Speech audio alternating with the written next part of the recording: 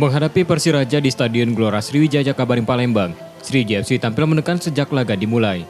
Lini pertahanan Persiraja sempat kerepotan dengan tekanan tuan rumah. Sayang hingga jeda belum satu pun gol tercipta dari kedua tim. Di babak kedua, Laskar Jakabaring tak mengendorkan tekanan, yang akhirnya berbuah gol lewat tandukan Ahmad Ihwan menit 52. Keunggulan 1-0 tuan rumah bertahan hingga akhir laga. Kas Hartadi, pelatih Sriwijaya FC, akui timnya sempat kesulitan membongkar pertahanan Persiraja. Ya, memang babak pertama sulit kita mencetak gol, tapi saya sudah senang taktik strategi saya dijalankan oleh pemain semua dan dia mau kerja keras itu tadi. Karena taktik ini kalau tidak mau kerja keras, kita memang kedodoran sering. Sementara kekalahan dari Sriwijaya FC, menurut pelatih Persiraja Hendry Susilo, akibat timnya sulit berkembang setelah satu pemainnya di kartu merah wasit.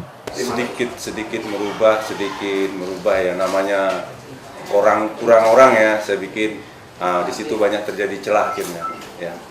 Sriwijaya bisa memanfaatkan celah-celah itu, bisa cipta gol. Hasil ini membawa Sriwijaya FC naik ke peringkat 3 klasemen sementara dengan 16 poin dari 8 laga. Rizky Oktora, Nur Muhammad, Kompas TV, Palembang.